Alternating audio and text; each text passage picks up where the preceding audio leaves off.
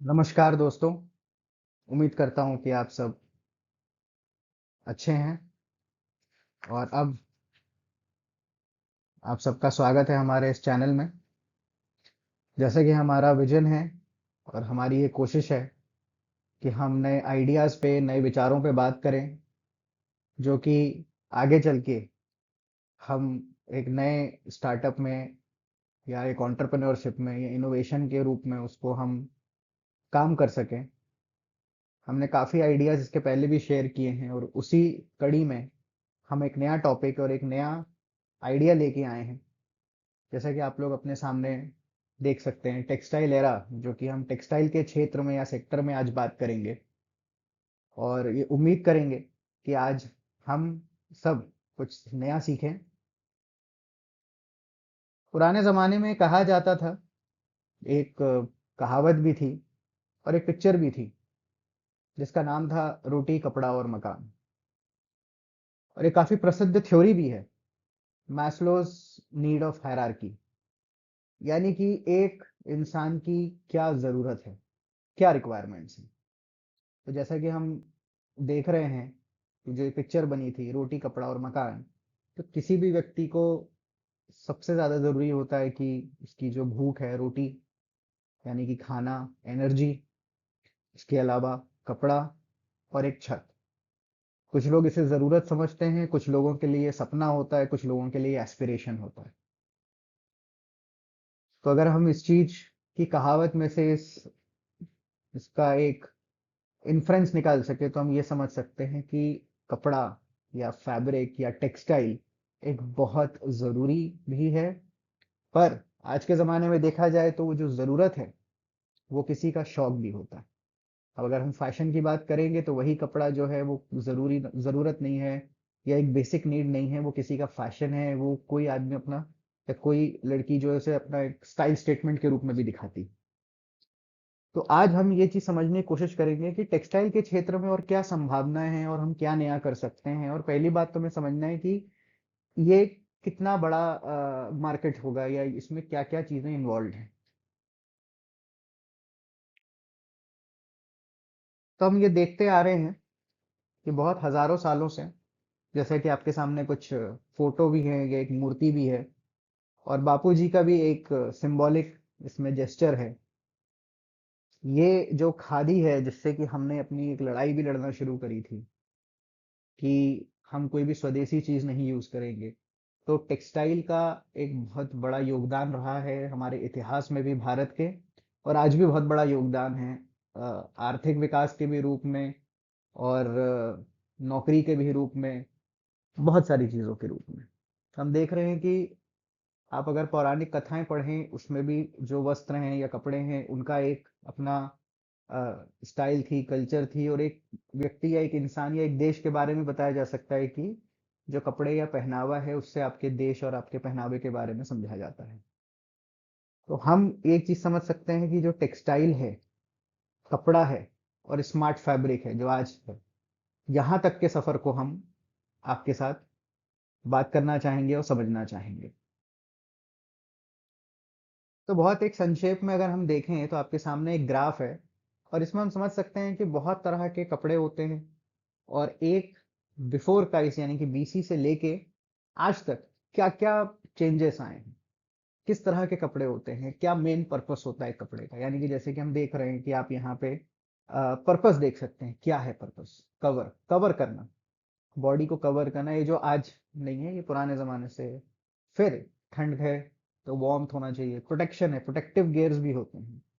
फिर जो हमने एक बात करी थी, फैशन, तो फैशन भी होता है, स्टाइल स्टेटमेंट होता है, सिक्योरिटी। अगर हम देखें तो एक बुलेट प्रूफ जैकेट है, वो भी एक तरीके का फैब्रिक है, यानी कि वो भी एक कवरिंग है, तो अब वो बुलेट प्रूफ है। हेल्थ है, हम हॉस्पिटल में देखते हैं या हम एक डॉक्टर का कोट देखते हैं, या मास्क, कोरोना के ज़माने को कोई नहीं भूल सकता है। जो मास्क था वो भी एक तरीके का फैब्रिक था, टेक्सटाइल प्रोडक्ट था। इंटरेक्शन है, इंटेलिजेंट फैब्रिक भी आजकल आता है। ये तो हो गया पर्पस। लेकिन अगर हम देखेंगे तो कितने जो है चेंजेस आए हैं with respect to time. Woollen है, कॉटन है, नायलॉन है, पॉलिएस्टर है, यानी कि सिंथेटिक कपड़ा है। ये चीज़ों से लेके फिर अगर हम देखें तो अगर एक आपने फायर फाइटर को देखा होगा, वो भी एक हीट रेजिस्टेंट कपड़ा पहनता है जिससे कि उसको आग का उतना असर ना हो उसकी बॉडी पे, और वो तब जाके किसी की जान बचा सके।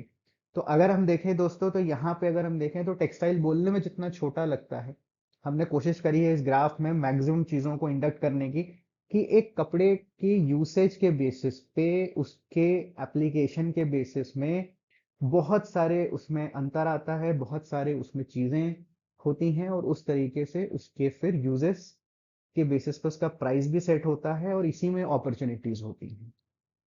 यही आपको आज हम जागरूक करने की या कोशिश करना चाहते हैं, आपको बताने की कि हम कैसे टेक्सटाइल सेक्टर्स में अपॉर्चुनिटीज ढूंढ सकते हैं। तो आज अगर हम कुछ बात करेंगे तो टेक्सटाइल एंड क्लोथिंग इंडस्ट्री क्या है, मेजर फैक्ट्स क्या है इस इंडस्ट्री के, एक्सपोर्ट होता है इंडिया से, मार्केट साइज क्या है।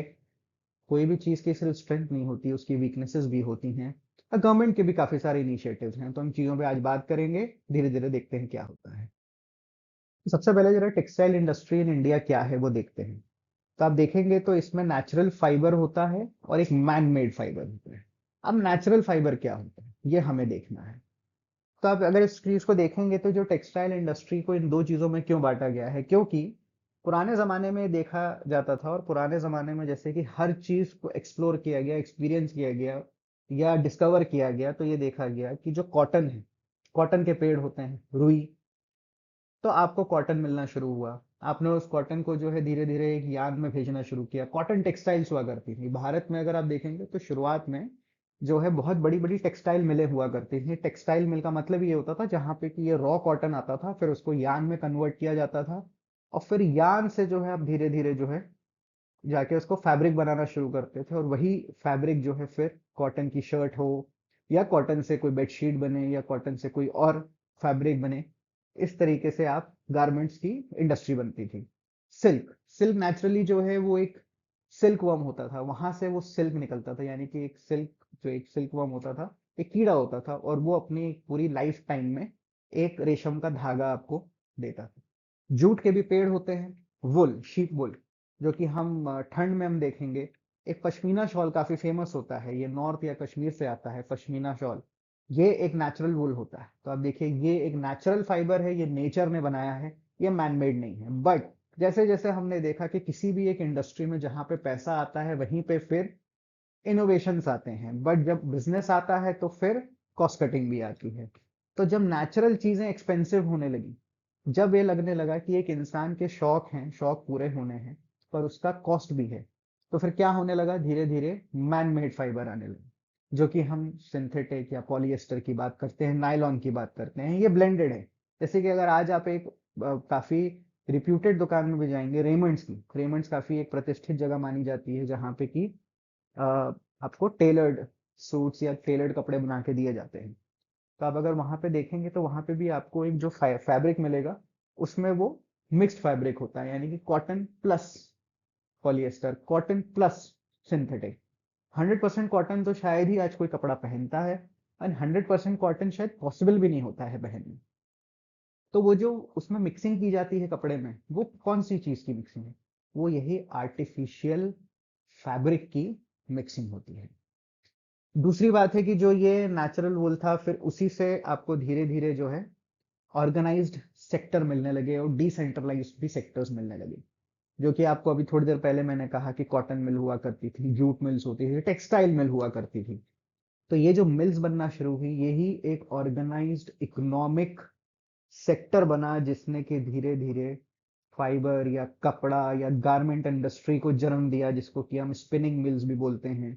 और एक डिसेंट्रलाइज सिस्टम था, जो कि हम खादी की बात करते हैं, हैंडलूम सेक्टर्स हैं, पावर लूम सेक्टर्स हैं। खादी यानी कि एक घर पे भी, या एक छोटी सी कॉटेज इंडस्ट्री में सेल्फ हेल्प ग्रुप है जो विमेन का घर, गाँव में छोटे छोटे कस्बों में, वहां पे लोग एक छोटा सा पावर लूम चलाते हैं, यानी कि वो एक हाथ की मशीन होती थी, और उससे वो एक फैब्रिक तैयार कर लेते हैं। तो ये बहुत ही एक मैक्रो लेवल पे अगर हम देखें तो ये टेक्सटाइल इंडस्ट्री का क्लासिफिकेशन है जो हमारे देश में है आज तक। अब हमें इसमें आगे ये भी समझना है कि ये जो इंडस्ट्री है, इसमें अपॉर्चुनिटीज जो थी, जो पैसा था, टेक्सटाइल मिल तो एक बड़े बड़े बड़े लोग और उद्योगपतियों के थे, और इसमें हमारे देश के जो पुराने जमाने के बड़े बड़े उद्योग घराने हैं उनका भी नाम शामिल है। जिसमें कि आप उषा इंडस्ट्रीज हैं, जिसकी कि उषा सिलाई मशीन होती है। इसमें टाटास भी इन्वॉल्व थे, टाटास की बहुत सारी कॉटन मिल हुआ करती थी।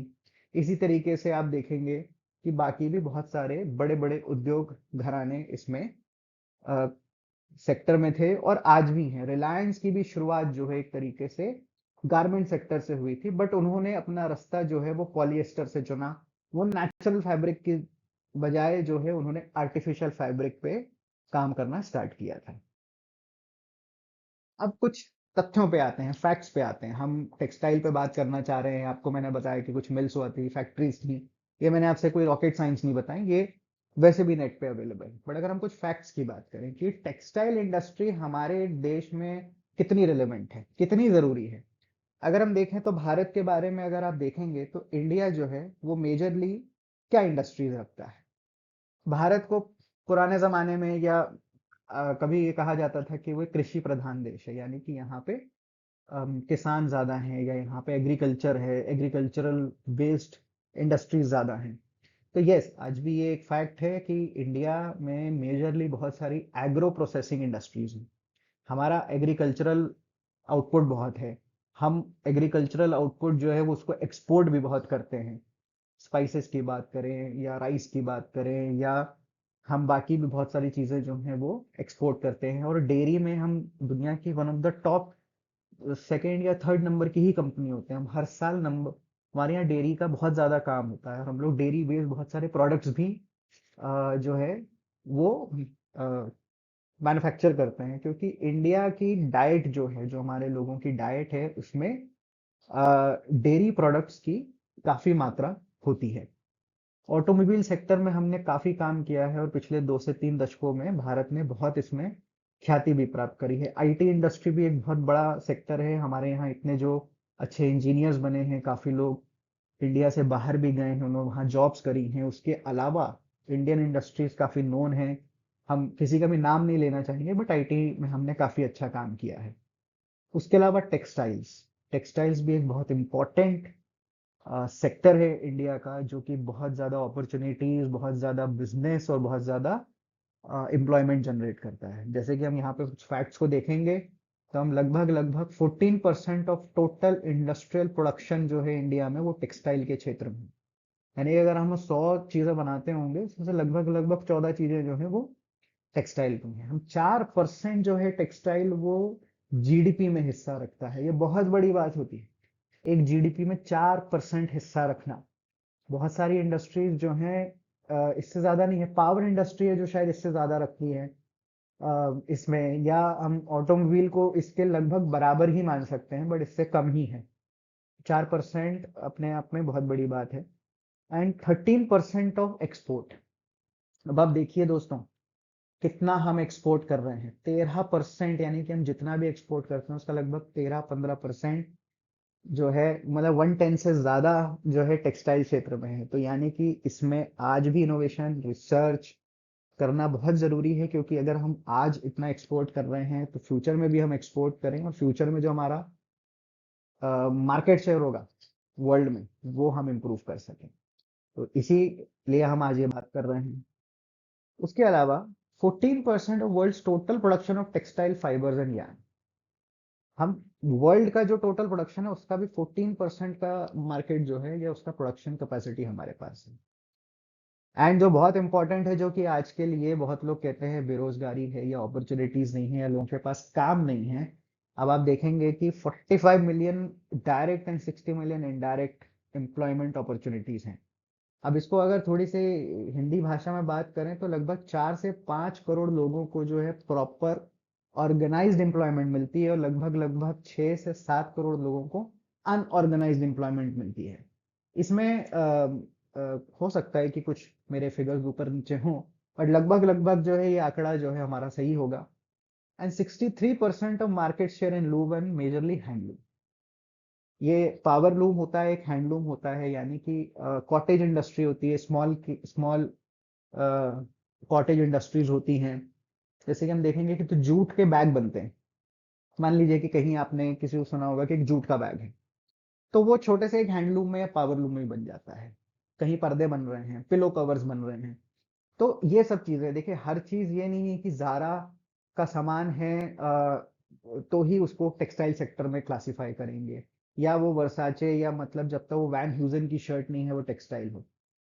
एक तकिए का कवर, एक रुमाल, एक जूट का या खादी का कपड़ा भी इसी सेक्टर का पार्ट है, और जो आर्टिजन्स इसमें काम कर रहे हैं वो भी इसी सेक्टर में। तो आप अगर इस चीज को देखेंगे तो ये बहुत बड़ा जो है एक तरीके का अचीवमेंट होता है, 63% मार्केट शेयर रखना एक पर्टिकुलर एरिया में। भारत में टेक्सटाइल के क्षेत्र में कहाँ कहाँ कितना क्या काम होता है उसको थोड़ा सा समझ लें। तो इंडिया में मोस्टली एक तो कॉटन बहुत होता है, जो कि आप देख सकते हैं कॉटन वेस्टर्न इंडिया में बहुत होता है।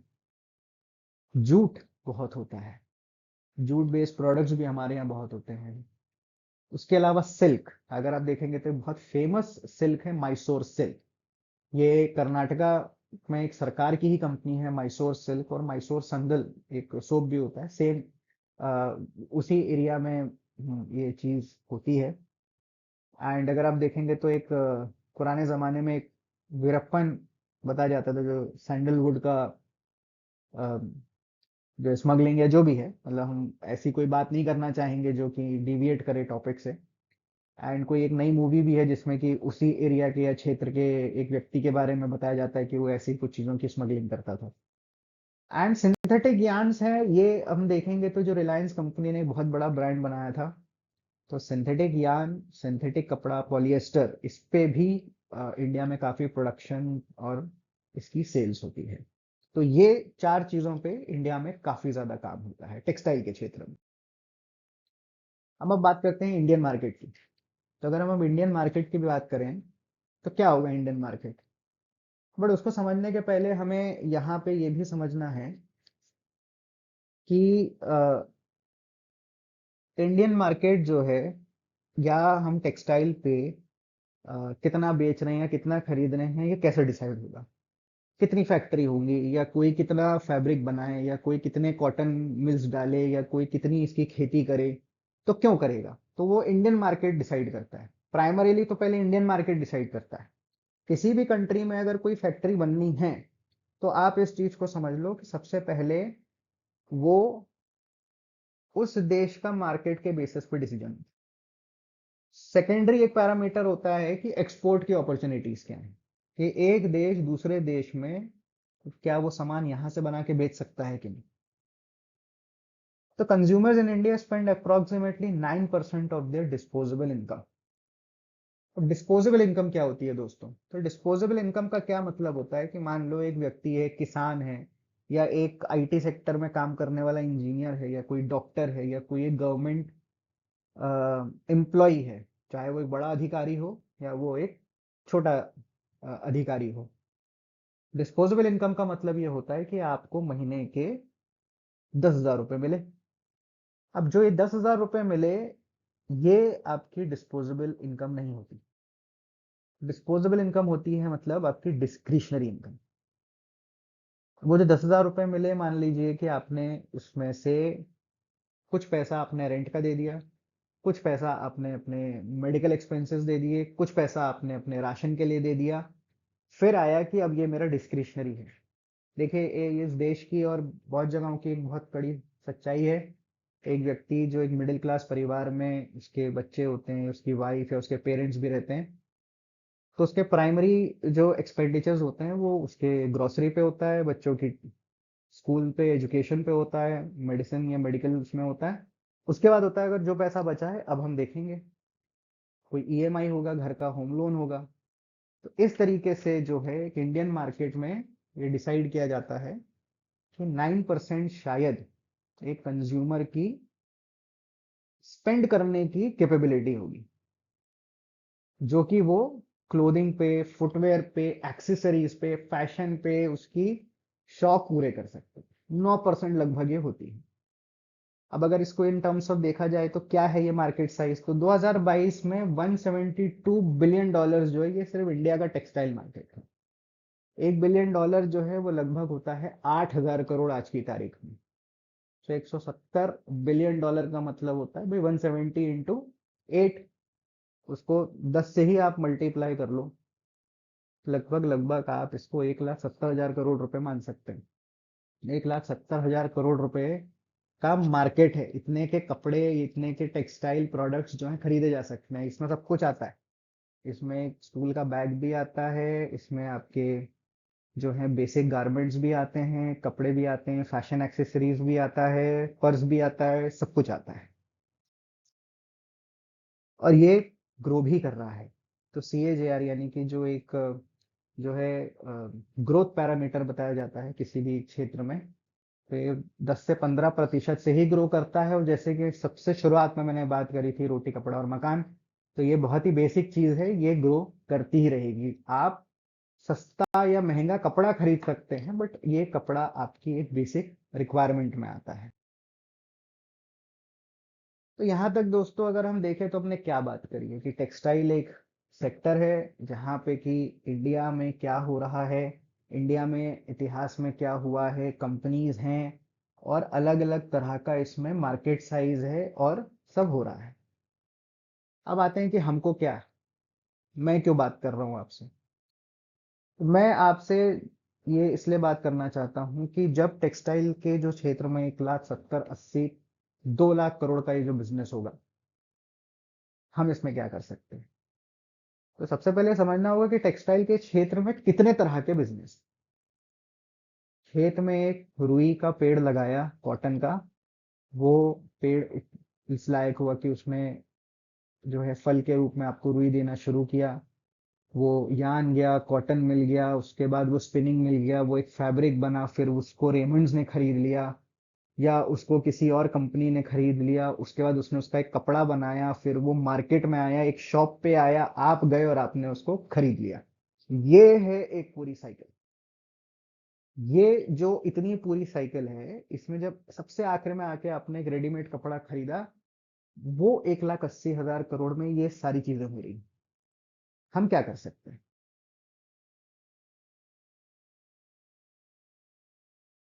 तो टाइप्स ऑफ बिजनेस में आप देखेंगे तो आपके सामने मैंने तीन बहुत मेजर बिजनेसेस लिखे हैं।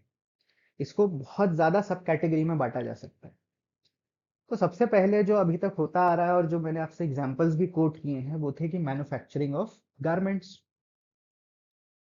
राइट, मैन्युफैक्चरिंग ऑफ गारमेंट्स, ये बहुत सीधी सीधी और सिंपल बात है। हमने गारमेंट मैन्युफैक्चर करना शुरू कर दिया।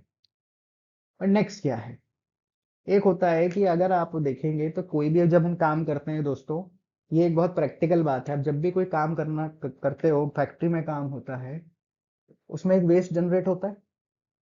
अब ये वेस्ट जो है टेक्सटाइल में भी होता है।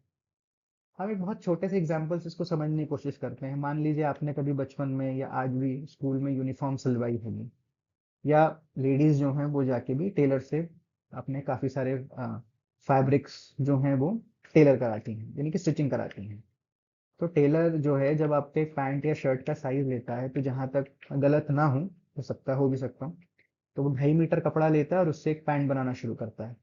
तो ये जो 2.5 मीटर कपड़ा है, इससे क्या एग्जैक्ट पूरा पूरा जितना उसने कपड़ा या धान में से कपड़ा लिया है, क्या पूरा पूरा वो बना देता है? बिल्कुल नहीं। वेस्टेज होता है। कट लगाता है, कट करता है, साइड के फैब्रिक फटते हैं, वो सब वहां पे आप देखेंगे टेलर की दुकान में अगर आप जाओ, और जहाँ पे एक्चुअल वो उसकी मशीन चल रही है आप देखेंगे, तो वहां पे बाजू में बहुत सारा छोटे छोटे साइज का फैब्रिक ऐसे ही पड़ा रहता है। तो ये तो वेस्टेज है, बहुत वेस्टेज है। अगर आप सिर्फ एक टेलर की दुकान में देखेंगे ना, तो वो साल में कम से कम टनों टन तो वेस्टेज निकाल देता होगा। अभी मैं सिर्फ एक टेलर की दुकान की बात कर रहा हूँ। अब इसको थोड़ा स्केल अप करते हैं। मान लीजिए अब आप गए बड़े मैन्युफैक्चरिंग यूनिट में, बड़ी मैन्युफैक्चरिंग यूनिट में, जहाँ की लगातार CNC मशीन से सब पूरा ऑटोमेटेड है और कपड़ा बन रहा है। क्या वहां वेस्टेज नहीं होगा? वहां कपड़ा नहीं कट रहा होगा? तो ये जो वेस्ट मैनेजमेंट है ना, ये बहुत बड़ा सेक्टर है, बहुत ही बड़ा सेक्टर है। अभी हम सिर्फ इंडिया की बात कर रहे हैं, अब आते हैं वर्ल्ड लेवल पे। US में भी कपड़ा बनेगा, चाइना में भी कपड़ा बनेगा, बांग्लादेश जो कि बहुत बड़ा फैक्टर और एक बहुत बड़ा प्लेयर है टेक्सटाइल के क्षेत्र में, अगर आपको नहीं पता तो ये मैं आपको बता दूं, इंडिया से बड़ा एक्सपोर्टर है बांग्लादेश, हमसे बहुत छोटी कंट्री है, बट वो टेक्सटाइल में नंबर 1 है। US में भी कोई भी चीज आप उठाओगे शेल्फ से, उसमें आपको दिखेगा कि शायद वो चीज मेड इन बांग्लादेश होगी। तो जैसे चाइना ने अपने आप को मैन्युफैक्चरिंग में बहुत आगे किया है और वो मैक्सिमम चीज़ों में प्रोडक्शन करता है, बांग्लादेश ने अपने आप को टेक्सटाइल के क्षेत्र में काफी आगे कर लिया है। इसमें लेदर बेस्ड मैन्युफैक्चरिंग भी इन्वॉल्व है। और थर्ड होता है recycling of fabric oblique synthetics. तो एक तो है नया कपड़ा बनाना, दूसरा है जब नया कपड़ा बन रहा है उस टाइम पे वेस्ट जनरेट हो रहा है उसको मैनेज करना, थर्ड होता है रिसाइकिल करना। ये तीन बहुत बड़े मेजर बिजनेस हेड्स हैं या वर्टिकल्स हैं इस एरिया में। अगर मान लीजिए हम एक एंटरप्रेन्योरशिप की बात करते हैं, या हम मानते हैं कि चलिए हम इसी एरिया में कोई नया बिजनेस इनोवेशन करना चाहते हैं, तो अब ये एक व्यक्ति का डिसीजन है, एक पर्सन का डिसीजन है कि वो किस एरिया में जाना चाहता है। मैन्युफैक्चरिंग एक बहुत ही ट्रस्टेड और बहुत ही एक्सपीरियंस्ड और नोन चीज है, तो मैन्युफैक्चरिंग में आप जरूर जा सकते हैं।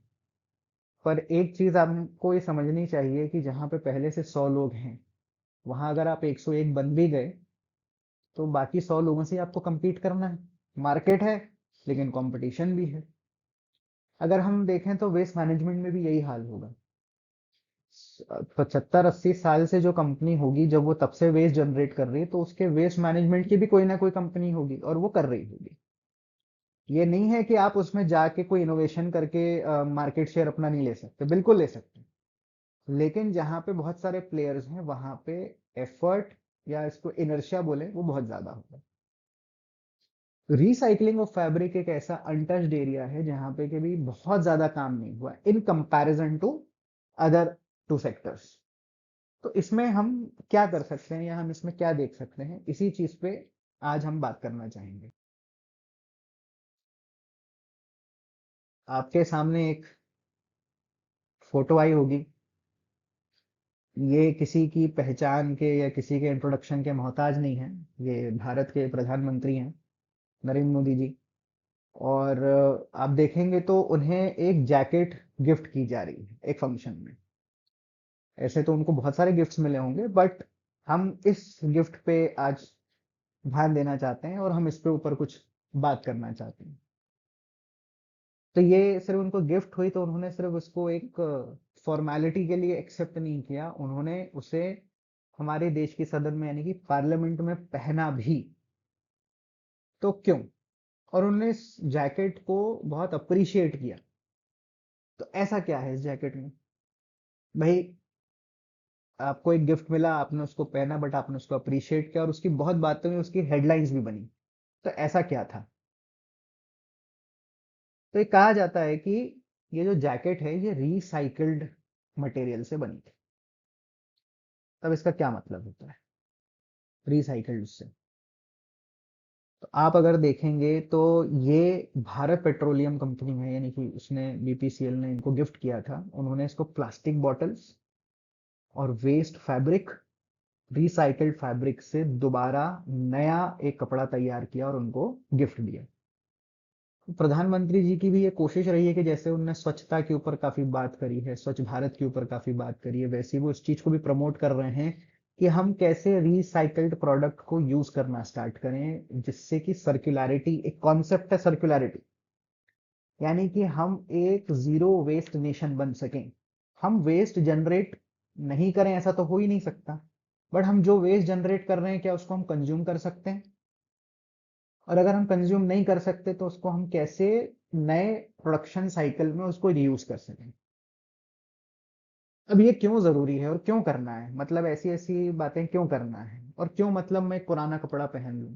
ये बहुत साइकोलॉजिकल चीज है कि आप जाके कहें कि मैं आपको 2000 रुपए की जैकेट खरीदना है, लेकिन वो एक पुराने उससे बनी है। तो साइकोलॉजिकली किसी को भी लगेगा मैं नया सामान खरीदूं वो भी जो पुराने से बना है। पर इसलिए जरूरी है दोस्तों दोस्तों के कि हमारे ही देश में हम देखेंगे, आउटस्कर्ट्स में आप जाएंगे ना किसी शहर के, आपको कचड़े का पहाड़ दिखेगा। अब ये कचड़े का या कूड़े का जो पहाड़ है ये तो हम ही बना रहे हैं ना। तो ये जो कूड़े का पहाड़ है किन चीजों से बन रहा है? यही जो हमारा वेस्ट निकल रहा है। तो या हम हमारे लैंडफिल्स को बचाएं, हम हमारी वाटर बॉडीज को बचाएं जो पल्यूट होती जा रही हैं, हम हमारे एनवायरनमेंट को बचाएं, एयर हमारी पल्यूट होती जा रही है। आप किसी भी बड़ी सिटी में रहेंगे, ये बहुत ही बेसिक प्रॉब्लम्स बनती जा रही हैं। वेस्ट डिस्पोज नहीं होता, एयर क्वालिटी आपकी खराब है, और आप जो है ट्रैफिक और इन चीज़ों के कंजेशन में हैं। तो ये एक चीज़ थी जो इनकी पीएम साहब की पहल है, एक अच्छी पहल है, और यहीं पे हम देखते हैं कि नई कुछ संभावनाएं बन सकती हैं। वर्ल्ड लेवल पे यानी ग्लोबली ये देखा जाता है कि अप्रोक्सीमेटली 75% जो टेक्सटाइल वेस्ट है वो ऐसी जमीन में फेंक दिया जाता है, गाड़ दिया जाता है, लैंडफिल्स बोलते हैं उसको, कूड़े का पहाड़। 25% जो रिसाइकलिंग के लिए यूज किया जाता है, उसमें से सिर्फ 1% है जो कि क्लोथिंग में वापस आ पाता है। अब ये मजे की बात है, अब ये कहाँ पे कैसे रिसाइकिल होता है, या क्या होता है क्या नहीं होता, यही हमें समझना है। बट इसमें भी चैलेंजेस हैं, पर जहाँ चैलेंज है वहीं अपॉर्चुनिटी है, और वहीं पे पैसा है दोस्तों। यही चीज मैंने जो है बहुत चीजों में समझी है, और आज भी आपको समझाना चाहूंगा।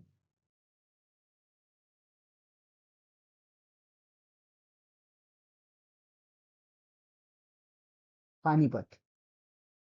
पानीपत नाम जब कभी सुनते हैं तो एक पानीपत की लड़ाई याद आती है। ऐसा हिस्ट्री में बहुत मतलब इम्पोर्टेंट, या मतलब बहुत ही एक पेटेंट क्वेश्चन होता था, पानीपत की लड़ाई कब हुई थी, है ना। काफी सारी उसमें लड़ाइयाँ हुई थी, पर उसको छोड़ते हैं। पर पानीपत में एक और चीज होती है, पानीपत में रिसाइकलिंग का काम किया जाता है, काफी ज्यादा काम किया जाता है। पानीपत एक तरीके का हब है इंडिया में, जहाँ की पुराने कपड़े सिर्फ इंडिया से नहीं, पूरी दुनिया से आते हैं। फैब्रिक आता है, कपड़ा आता है, गारमेंट्स आते हैं, यूज्ड गारमेंट्स आते हैं, और यहाँ आप जो देखेंगे ना, इस तरीके के रोल बने होते हैं यहाँ पे। लैंडफिल्स हैं जहाँ पे कि सामान स्टोर होता है, फिर धीरे धीरे जो है उसको प्रोसेस किया जाता है, और फिर उस कपड़े को पूरी तरीके से रिसाइकिल करके एक नए क्लोथिंग सेक्टर के लिए तैयार किया जाता है। तो उसे कास्ट ऑफ कैपिटल भी बोला जाता है। और नॉर्मली जो शिप्स आती, पूरी पूरी शिप भर के आती है गारमेंट से, तो ये गुजरात में आती है। गुजरात में बहुत बड़ा पोर्ट है, वहां पे इसको पहले अनलोड किया जाता है, और फिर इसको जो है यहाँ पे भेजा जाता है। अब ये है कि आप यहाँ पानीपत में ये सब करा रहे हैं, तो इसका मार्केट है क्या? तो यस दोस्तों, इसका मार्केट है। आज यूरोप, यूएस, वेस्टर्न वर्ल्ड में जितनी भी कंट्रीज हैं, उन्होंने एक नई तरीके की पहल शुरू करी है, जिसमें कि वो कार्बन क्रेडिट, या वो ये कहते हैं कि अगर हाँ कोई भी रिसाइकल्ड प्रोडक्ट बनाते हो, या आप कोई भी प्रोडक्ट में रिसाइकलिंग करते हो, तो हम उसका प्रीमियम कॉस्ट आपको देने को तैयार है। यानी कि दोस्तों, अगर आपने एक शर्ट बनाई जो कि रिसाइकल्ड कपड़े से बनाई है, और अगर आपने एक नया फैब्रिक यूज करके शर्ट बनाई है, और आप उसको यूरोप गए ना बेचने के लिए, और अगर आपने ईमानदारी से रिसाइकल्ड प्रोडक्ट बनाया है, तो यूरोप में आपको रिसाइकल्ड शर्ट के ज्यादा पैसे मिलेंगे इन कंपैरिजन टू अगर आपने एक नए फैब्रिक से शर्ट बनाई। क्योंकि वो अभी इस चीज पे काम करना चाह रहे हैं कि हम कैसे एनवायरनमेंट को सेव करें, हम कैसे नेचर को वापस करें, हम कैसे नेचर को और कम जो है चोट पहुंचाएं। ये उनकी अपनी पहल है, भारत की भी पहल है। ऐसा नहीं कि सिर्फ वेस्टर्न वर्ल्ड कर रहा है, भारत भी कर रहा है। यही अपॉर्चुनिटी है, यही जो पानीपत में फैब्रिक आज बन रहा है ना, इसी को आप कैसे नए प्रोडक्ट में कन्वर्ट कर सके। और यही हमारा आज का उद्देश्य था, जो हम आपसे बात करना चाहते थे। इसमें एक प्रॉब्लम है, जहाँ की एक प्रॉब्लम स्टेटमेंट है, जो कि किसी के लिए अपॉर्चुनिटी स्टेटमेंट भी बन सकता है। अगर आपने वीडियो देखा और आपको ये चीज लगा, तो हम देखते हैं। तो एक चीज होती है ना, कि जैसे अगर आप देखें तो पुराना बैग आया, जिपर बैग आया, पर्स आया, लैपटॉप बैग आया, जीन्स आई, पैंट आया, जैकेट आई। इन सब में अगर आप देखेंगे तो कुछ एक्सेसरीज भी होती हैं, जिप, चेन, बटन, ठीक है, या कोई और इसमें एक मेटालिक चीज लगी है, पिन लगी है। ये चीजें जो हैं मशीन से रिमूव नहीं होती, इनको आज भी मैनुअल लेबर लगता है, मैनुअली किया जाता है। इसमें मोस्टली जो है वुमेन लेबर या वर्कर होते हैं। तो एक तो ये टाइम कंज्यूमिंग है, दूसरा ये मैनुअल है। तो यानी कि इतना भी आसान नहीं है कि आपने शिप से बस कपड़े लाए, आपने जीन्स उठाए और उसको मशीन में डाल दिया और हो गया, नहीं हो पाता। सबसे पहले लो एक जीन्स उठाओ, उसका जिप निकालो, उसकी बटन निकालो। अगर उसमें कोई और दूसरा मेटालिक आइटम है, अगर आप देखेंगे छोटी सी एक जेब होती है जीन्स में, वो भी एक मेटल उससे क्लिप से लगी होती है। ये आपको मैनुअली रिमूव करना है। उसके बाद आप उसको क्रशर में डाल सकते हैं। कपड़े अल्टीमेटली रिसाइकलिंग का मतलब ये होता है, सिंपली एक क्रशर में आप डालते हो, आप उसको इतना फाइनली उसको आप क्रश करते हो कि फिर वो धीरे धीरे जो एक स्पिनिंग यार्न में कन्वर्ट हो जाता है।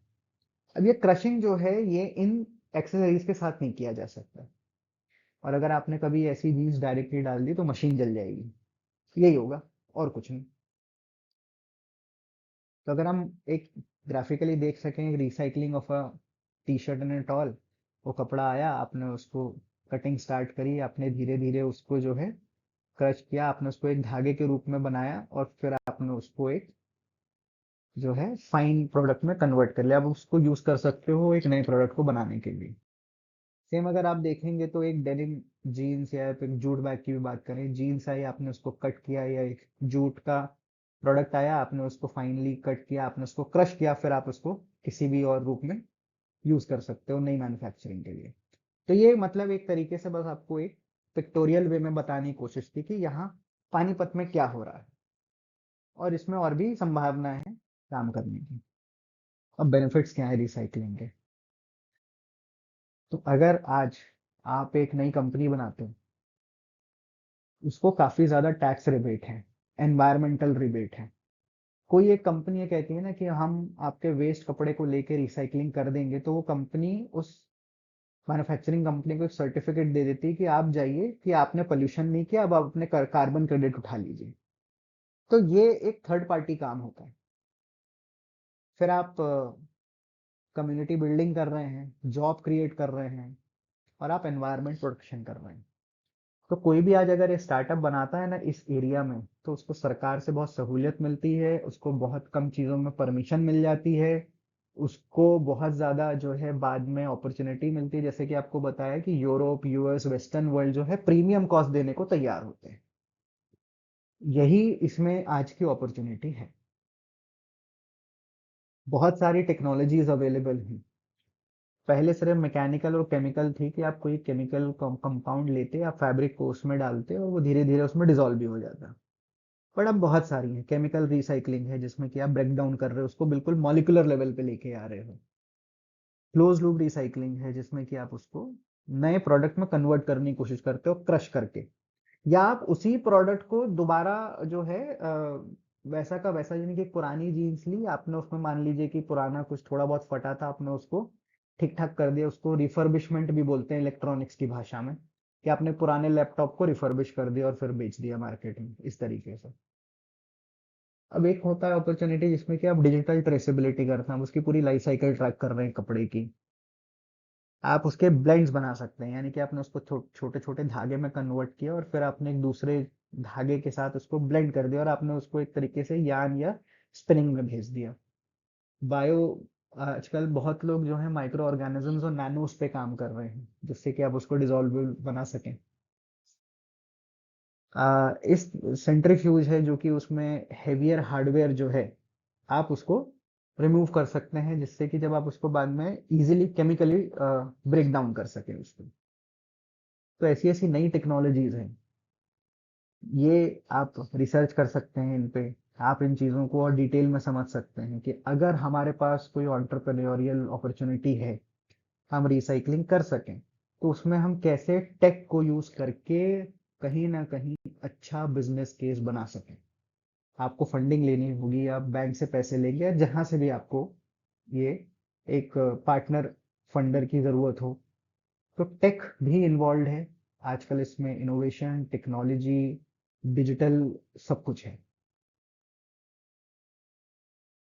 भारत में अभी ज्यादा कानून नहीं है, ये एक ताज्जुब की बात है, पर ये सत्य है। रिसाइकलिंग से जुड़ा ज्यादा कानून नहीं। सबसे पहले तो देखा जाए तो एक 2016 का एक्ट होता है टेक्सटाइल का, और एक 1962 का एक्ट है टेक्सटाइल का। एक टेक्सटाइल कंपनी जो है, मान लीजिए अगर आप आज कोई भी कंपनी बनाते हो, आप रेस्टोरेंट चालू करो, आप एक जो है टैक्सी सर्विस स्टार्ट करो, आप एक दुकान डालो, कोई ना कोई एक एक्ट के थ्रू वो गवर्न होता है कि ये एक्ट है, इसके बेसिस पे आपको ये लाइसेंस या ये परमिशन मिली। सेम टेक्सटाइल के केस में एक 1962 का लॉ है, तब से वही लॉ के बेसिस पे टेक्सटाइल की कंपनी चल रही है। बट अगर हम सिर्फ रिसाइकलिंग की बात करें तो आप देखेंगे तो लेटेस्ट टू लेटेस्ट एक एनवायरमेंट प्रोटेक्शन एक्ट रहा है 1986 का। मतलब पर्यावरण को बचाने के बारे में 1986 में सोचा गया, उसके पहले तो एक्ट ही नहीं बना। और उसके बाद सॉलिड वेस्ट मैनेजमेंट का रूल जो है इतना लेटेस्ट है 2016 का। 2016 में सोचा गया कि हम कुछ एनवायरमेंट प्रोटेक्शन और वेस्ट मैनेजमेंट के ऊपर एक एक्ट बनाए कि कोई कंपनी अगर वेस्ट मैनेज करा रही है, यानी कि मेरे यहाँ कूड़ा है या वेस्ट पड़ा है मेरी फैक्ट्री में, उसको ले जाने का कोई एक्ट या कोई एसओपी प्रोसीजर कुछ है, कैसे है वो, किस कानूनी धारा के तहत होगा, ये 2016 का एक्ट है। रिसाइकलिंग का कोई एक्ट नहीं। बट उसके बहुत वक्त बाद बहुत लेटेस्ट ये मोदी सरकार ने काम किया, इसको ईपीआर बोला जाता है, एक्सटेंडेड प्रोड्यूसर रिस्पॉन्सिबिलिटी। एक बहुत ही फेमस हेडलाइंस बनी थी कि एक अमूल कंपनी जो है वो प्राइम मिनिस्टर के पास गई थी ये कहने के लिए कि सर आप ये हम पे अभी ईपीआर मत लागू करें। अगर आप मेरा ये वीडियो देख रहे हैं और अगर आपने यहाँ तक पहुंचे हैं, मेरी बात सुनी है, तो आप जरूर गूगल पे सर्च करना कि एक ईपीआर के ऊपर अमूल गया था पीएमओ तक। ये जो प्लास्टिक की दूध की थैली है ना, ये ईपीआर के लॉ के तहत ये था कि अमूल की जिम्मेदारी है कि वो जो अमूल की प्लास्टिक की थैली है वो रिसाइकिल हो। यानी कि जो पेप्सी या कोका कोला की जो प्लास्टिक की बोतल है, वो कोका कोला की और पेप्सी की जिम्मेदारी है कि प्लास्टिक की बोतल रिसाइकिल। सेम रेमंड्स की, जारा की, या वैन ह्यूजन की, या दुनिया के, या टाटा का ये फैब्रिक हो, या किसी का भी फैब्रिक हो, विमल का फैब्रिक हो, ये उस मैन्युफैक्चरर की जिम्मेदारी है कि अब सामान रिसाइकिल। अब देखिए दोस्तों, यही कानून से कितनी अपॉर्चुनिटी जनरेट होती है कि जो भी टेक्सटाइल बेस्ड इंडस्ट्री होगी उसकी आज ईपीआर के तहत ये जिम्मेदारी है रिसाइकिल कराना। अब वो, उसके बाद दो ही ऑप्शन है। पहला ऑप्शन क्या है, वो खुद एक अब अपना एक नया यूनिट बनाए। पहले तो वो उनका कोर बिजनेस क्या था, मैन्युफैक्चर करना। अब वो एक सेकंड यूनिट बनाए जिसकी एक जिम्मेदारी बन जाएगी कि हमने जो मैन्युफैक्चर किया, हमने जो वेस्ट जनरेट किया और जो हमारा सामान बिक गया मार्केट में, वो जब उस दिन अपनी एंड ऑफ लाइफ साइकिल पहुंचेगा कहीं कूड़ेदान में, वहां से भी जाके हम ही उठाएं और हम उसको रिसाइकिल करें। ऐसा करना पॉसिबल ही नहीं है। तो क्या होगा, कोई ना कोई नया स्टार्टअप बनेगा जो एक सर्टिफिकेट देगा इस मैन्युफैक्चरर को कि दोस्त तुमने आज बना दी ना 100 जीन्स, ये 100 जीन्स को रिसाइकिल मैं कर दूंगा, तुम मेरे हाथ से सर्टिफिकेट ले लो कि ये 100 जीन्स का जो भी end of life cycle disposal है मैं कर दूंगा, आप ये सर्टिफिकेट लो सरकार में जमा कर दो, जिससे कि सरकार उस जीन्स बनाने वाली कंपनी से कुछ ना कहे। और ये जो नया स्टार्टअप है ना, ये ये एक तरीके का कोई ना कोई एसओपी या प्रोसीजर बनाएगा जो कि काम करेगा कि कैसे जो नई 100 जीन्स है, ये जिस दिन इनकी एंड ऑफ लाइफ साइकिल आएगी, जिस दिन भी इनको कूड़ेदान में जाना होगा, ये पर्यावरण खराब नहीं करेगी। हम इसको एक सही प्रोसीजर के तहत इसको या तो रिसाइकिल करेंगे या इसका डिस्पोजल करेंगे, यानी कि ना लैंडफिल, ना वाटर बॉडी, और ना ही ये पोल्यूशन क्रिएट करें। यही चीज बैटरी में भी है, यही चीज टेक्सटाइल में भी है, यही चीज गाड़ी में भी है, यही चीज एक इंजेक्शन में भी है जो हॉस्पिटल में लगाया जाता है।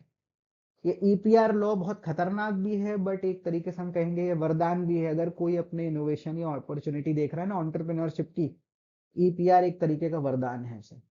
आज ये बहुत फोर्सफुली नहीं लगा हुआ है, लेकिन तब भी ईपीआर एक लॉ है, और लॉ का मतलब होता है कि ये कायदा कानून है, ये फॉलो तो होगा ही होगा। तो अगर आज हम इस चीज का फायदा उठा सकें और इसमें कोई काम कर सकें, तो आज से आने वाले वक्त में आपको बहुत अच्छी अपॉर्चुनिटी मिल सकती है। इसी तरीके से हम अंत में आते हैं, लास्ट में एक कंपनी है मॉडल आर्ट, एक आईआईटी के कानपुर द्वारा बनाई गई कंपनी है। तो ये एक सस्टेनेबिलिटी पे काम करती है। आपको मैंने एक शुरुआत में वर्ड बोला था, सर्कुलैरिटी। सर्कुलैरिटी और सस्टेनेबिलिटी, आजकल बहुत लोग ये वर्ड यूज करते हैं, हम सस्टेनेबिलिटी पे काम कर रहे हैं, हम एसडीजी पे काम कर रहे हैं, यानी कि सस्टेनेबल डेवलपमेंट गोल्स पे काम कर रहे हैं जो यूएनओ ने बनाया है, वो यही है, पर्यावरण खराब नहीं करना। ये कंपनी क्या करती है, ये यही फॉर्मल जो टेक्सटाइल के कंपनीज हैं, फैशन के इकोसिस्टम कंपनीज हैं, अपैरल हाउसेज हैं, इनके वेस्ट मैनेजमेंट सोल्यूशन प्रोवाइड करती है, और यही इसका काम है। अब चाहे वो मैन्युफैक्चरर हो या वो सिर्फ एक मर्चेंडाइजर हो या वो एक बेचने वाली जगह हो, उनके लिए एक वेस्ट मैनेजमेंट का सोल्यूशन, और इवन उनका वेस्ट खरीदती है और फिर ये उसको रिसाइकलिंग प्लांट्स को बेच देती है। तो मॉडल आर्ट ये कंपनी है, ये इस तरीके से काम कर रही है, और ऐसे और भी बहुत सारे स्टार्टअप्स होंगे, सिर्फ टेक्सटाइल में नहीं, बहुत सारे एरियाज में। तो दोस्तों, आज मेरा यही तात्पर्य था और यही उम्मीद थी कि मैं आप लोगों को इसके बारे में बताऊं और मैं आप लोगों से इन सब चीज़ों के बारे में शेयर भी करूं। और जैसे कि हमने इतनी सारी चीज़ें जो आज सुनी या हम समझने की कोशिश करी, और मॉडल आर्ट जैसे उसमें एक एग्जांपल है, मैं उम्मीद करूंगा कि हम आपके थ्रू कोई एक नया केस इसमें देखें।